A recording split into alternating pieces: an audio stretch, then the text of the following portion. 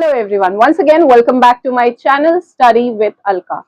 In today's video we will be discussing William Shakespeare. Yes, it is one such name that is very important for a student of English literature. English literature without William Shakespeare is incomplete. And also it's one such name that is not just restricted to the students of English literature. I believe that people from every arena of life must have come across this name at least once in their life. आजकल हम जो भी ज्यादातर English proverbs phrases use करते हैं उनमें से maximum हमारे विलियम शेक्सपियर की राइटिंग से लिए गए हैं. वो इतने इम्पोर्टेंट प्रोमिनेंट पर्सन थे इंग्लिश लिटरेचर के या फिर इंग्लैंड के कि उन्हें नेशनल पोएट ऑफ इंग्लैंड भी कहते हैं. William Shakespeare is a very prominent personality from the history of English literature. He was a famous dramatist, a poet as well as an actor. और मैं आपको बता दूं कि विलियम शेक्सपियर अपने टाइम में एक बहुत ही अच्छे बिजनेसमैन भी थे. ठीक है, तो आज हम उनकी बायोग्राफी को डिस्कस करेंगे, उनकी लाइफ को, उनके बर्थ को, उनकी फैमिली को डिस्कस करेंगे. ठीक है, so without further adieu let's begin. First of all let's look into the birth of William Shakespeare. Dear learners, William Shakespeare was born in the reign of Queen Elizabeth. Queen Elizabeth का जो time period है उसे English literature की history में golden age कहा जाता है. In fact English literature की हिस्ट्री में ही नहीं, इंग्लैंड की हिस्ट्री में भी क्वीन एलिजाबेथ के एज को गोल्डन एज कहा जाता है, क्योंकि यहाँ पे हर फील्ड में एडवांसमेंट्स हुए. ना सिर्फ इंग्लिश लिटरेचर में, ना सिर्फ लिटरेचर में, बल्कि साइंस में भी बहुत एडवांसमेंट हुए. बट मैं यहाँ पे अपने आप को लिमिट करूंगी इंग्लिश लिटरेचर तक ही कि क्वीन एलिजाबेथ के एज में बहुत ही अच्छी अच्छी चीजें लिखी गई, बहुत ही अच्छे ड्रामाज लिखे गए, ड्रामाज का क्रिएशन हुआ, पोएम्स लिखे गए. और विलियम शेक्सपियर के अलावा भी हमें बहुत सारे अच्छे राइटर्स और ऑथर्स मिले. यूनिवर्सिटी विट्स जो कि बहुत ही इम्पोर्टेंट पार्ट है हमारे queen Elizabethan age of English literature का, वो भी हमें कब मिले थे? तो एलिजाबेथ के टाइम में ही मिले थे. उसके बारे में मैं किसी और वीडियो में डिस्कस करूंगी. So William Shakespeare was born under Queen Elizabeth. He wrote Queen Elizabeth के टाइम में as well as King James के टाइम में भी उन्होंने लिखा था. ठीक है, अगर उनके बर्थ की बात करें तो dear learners, William Shakespeare was born on 23rd of April 1564.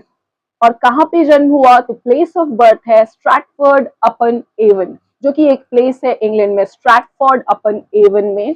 और उनका बैप्टाइजेशन कब हुआ? तो William Shakespeare was baptized on 26th of April 1564. ठीक है, what is baptization? It's a religious procedure of Christianity जिसके थ्रू किसी भी पर्सन का वेलकम किया जाता है क्रिश्चियन रिलीजन में. ठीक है, कोई मेंबर अगर क्रिश्चियन फैमिली में बर्थ होता है किसी का, तो उनका ये प्रोसेशन बहुत ही जरूरी है उनके साथ होना, जो कि उनके बर्थ के 2-3 दिन के अंदर होता है. तो यहाँ पे विलियम शेक्सपियर का जन्म 23rd of April 1564 को हुआ और उनको बैप्टाइज किया गया 26th of April 1564 को.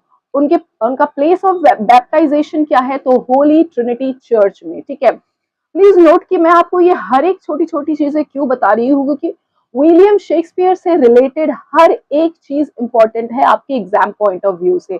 उनका बर्थ प्लेस पूछा जा सकता है, उनका बर्थ डेट पूछा जा सकता है, उनका बैप्टाइजेशन डेट पूछा जाता है, बैप्टाइजेशन प्लेस भी पूछा जाता है. उनकी फैमिली की अगर बात करें तो he was born in the family of John Shakespeare and Mary Arden. उनके फादर का नाम था जॉन शेक्सपियर एंड मदर का नाम था मैरी आर्डन. जॉन शेक्सपियर एक ग्लव मेकर थे और एक टाइम के बाद जॉन शेक्सपियर ने विलियम शेक्सपियर को भी इस काम में लगा दिया था. ठीक है, और एक बात आपको और बता दूं कि विलियम शेक्सपियर एक बहुत ही अच्छे खासे वेल्दी फैमिली में उनका जन्म हुआ था. ये जो जॉन शेक्सपियर थे ये एक अच्छे ग्लव मेकर थे और इनका बिजनेस काफी अच्छा था. ठीक है, William Shakespeare was the third of 8 children and he was the eldest surviving son.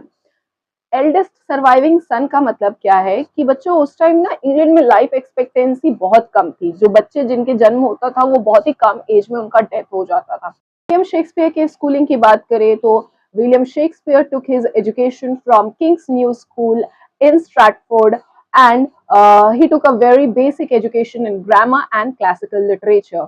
मैं आपको बता दूं कि William Shakespeare was not a graduate from any university, that is उनको यूनिवर्सिटी विट्स में इसलिए भी नहीं रखा जाता है क्योंकि वो ना तो कैम्ब्रिज से पढ़े हैं ना ही ऑक्सफोर्ड के डिग्री धारक है. He was not a degree holder. Okay, so उनका एजुकेशन कहाँ हुआ? किंग्स न्यू स्कूल स्ट्रैटफोर्ड में, जहां उन्होंने बहुत ही बेसिक सा ग्रामर पढ़ा और क्लासिकल लिटरेचर को पढ़ा. ऑल्दो मैं आपको बता दूं कि स्कूलिंग उन्होंने या किसी यूनिवर्सिटी से उन्होंने भले ही ना पढ़ा हो, but he was too much interested in literature और इसीलिए उन्होंने बहुत सारी किताबें पढ़ी अपनी लाइफ में. एंड इसी का इफेक्ट है कि उनकी जो राइटिंग्स है वो मोस्टली ऐसा कहा जाता है कि कॉपीड है, मतलब वो इंस्पायर्ड है. He was not a great creator but he was a great क्या कहते हैं, इमिटेटर. किसी की ओल्ड क्लासिकल राइटिंग्स को, ग्रीक राइटिंग्स को, रोमन राइटिंग्स को वो पढ़ के उसके इंग्लिश ट्रांसलेशन को वो पढ़ते थे और फिर उसके बाद अपना कुछ क्रिएट करते थे. इसीलिए उनको बहुत सारा क्रिटिसिज्म भी मिला. उन्हें अपस्टार्ट क्रो भी कहा, प्लेगरिज्म का चार्ज भी उन पे लगा. बट स्टिल कहते हैं कि जो फेमस होने लगते हैं उनका ही क्रिटिसिज्म होता है. ऐसा ही विलियम शेक्सपियर के साथ हुआ था. ठीक है, तो आई होप उनके बर्थ के बारे में, उनकी फैमिली के बारे में, दैट इज उनके मदर और फादर के बारे में आपको समझ आ गया होगा. उनकी स्कूलिंग कहाँ हुई ये भी आपको समझ आ गया होगा. अब हम बात करते हैं उनके मैरिज की. Dear learners, William Shakespeare was married at the age of 18. जब वो सिर्फ 18 साल के थे तब उन्होंने 26 साल की लड़की मैरी हैथवे से शादी की. तो उनकी वाइफ का नाम क्या था? मैरी हैथवे, जो कि 26 इयर्स की थी. और विलियम शेक्सपियर खुद कितने साल के थे? 18 साल के थे. ठीक है, अपने से 8 साल बड़ी लड़की से उन्होंने शादी की थी. और ऐसा भी कहा जाता है कि उन्होंने मैरी हैथवे से इसलिए भी शादी की क्योंकि वो शादी से पहले ही प्रेग्नेंट हो गई थी. एंड ऐसा कहा जाता है कि विलियम शेक्सपियर और मैरी हैथवे की जब शादी हुई तब मैरी हैथवे ऑलरेडी प्रेग्नेंट थी उनके एल्डेस्ट डॉटर से. विलियम शेक्सपियर के टोटल 3 बच्चे थे, एक डॉटर और 2 ट्विंस, जिसमें एक सन और एक डॉटर थी. ठीक है, सुजैना उनकी एल्डेस्ट डॉटर थी. विलियम शेक्सपियर की एल्डेस्ट डॉटर का नाम सुजैना था. एंड फिर उनके ट्विंस हुए जिसमें कि एक सन था और एक डॉटर थी जो कि जुडिथ एंड हैमनेट. ठीक है, जुडिथ और हैमनेट. और ऐसा कहा जाता है कि हैमनेट जो कि उनका ओनली सन था, उसका डेथ हो गया बहुत ही कम एज में. और यही रीजन है कि मोस्ट ऑफ जो ट्रेजिक प्लेज हैं विलियम शेक्सपियर में, ऐसा कहा जाता है कि उसमें जो ट्रेजेडी वो फील कर पाते हैं, वो एक्सप्रेस कर पाते हैं, वो ट्रेजेडी, वो फीलिंग, वो सैडनेस का रीजन उनके बेटे का डेथ है, हैमनेट का डेथ है. ठीक है, HAMNET.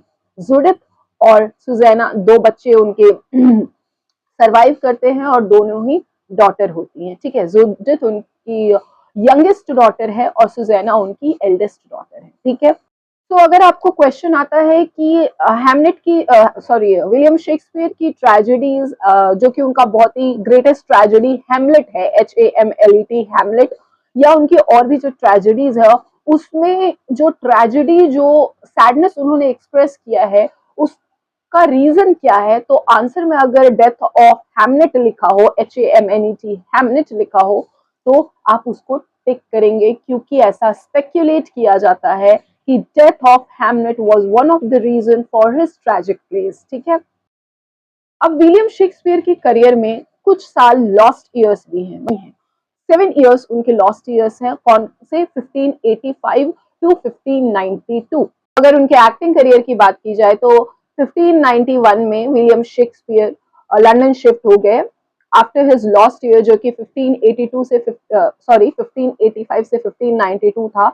उनके बारे में जो वापस से हमें इंफॉर्मेशन मिलता है तो वो क्या इंफॉर्मेशन मिलता है कि उन्होंने लंदन में एज एन एक्टर काम करना शुरू किया. और कौन सी ड्रामा कंपनी से जुड़े थे? ड्रामा कंपनी मतलब एक्टर्स की कंपनी, प्ले कंपनी थी, और वो कंपनी था लॉर्ड चैम्बरलेन कंपनी. ठीक है, वो पहला ड्रामा कंपनी था जिससे विलियम शेक्सपियर जुड़े थे. He was also a shareholder in the Globe Theatre. The Globe Theatre, one of the first theatre of London, ऐसा माना जाता है. तो The Globe Theatre के वो शेयर होल्डर भी थे. उसके अलावा उन्होंने ब्लैक फ्रायर थिएटर में भी काम किया. शेक्सपियर ने अपने भी कुछ प्लेज में एक्ट किया है, और जो 2 प्लेज है जिसमें उन्होंने एक्ट किया उसमें से पहला है as you like it. As you like it में उन्होंने एडम का कैरेक्टर प्ले किया था, और हैमलेट में उन्होंने घोस्ट का कैरेक्टर प्ले किया। ओके, विलियम शेक्सपियर बहुत अच्छे अच्छे प्लेज लिखते थे, बहुत अच्छे अच्छे पोएम्स उन्होंने लिखा। उनके वर्क की हम बात करेंगे किसी और वीडियो में, बट फिलहाल मैं आपको बता दूं कि उन्होंने अपनी पूरी लाइफ में टोटल 37 प्लेज लिखे और 154 सोनेट्स लिखे हैं। ठीक है, वो बहुत ही अच्छे सोनेटियर भी थे, तो उन्होंने 154 सोनेट्स लिखे एंड 37 प्लेज लिखे हैं। और उनकी 4 ग्रेट ट्रेजेडीज आपको जरूर याद रखनी है, जिसमें कि हम जिसका शॉर्ट फॉर्म होगा hokum, that is Hamlet, Othello, King Lear and Macbeth. ये 4 प्लेज आपको जरूर याद रखना है। ये 4 great tragedies of William Shakespeare है। मैं उनके वर्क को किसी और वीडियो में डिटेल में डिस्कस करूंगी, बट अभी के लिए आप समझ लो कि विलियम शेक्सपियर ने टोटल 154 सोनेट्स लिखे हैं एंड 37 प्लेज लिखे हैं। William Shakespeare is credited for giving 1700 words to English language. उन्होंने कुछ फ्रेजेस भी इंग्लिश लैंग्वेज को दिया है, जैसे wild goose chase, break the ice. ये सारे जो फ्रेजेस है ना, ये विलियम शेक्सपियर की राइटिंग से ही लिया गया है, और भी बहुत सारा है।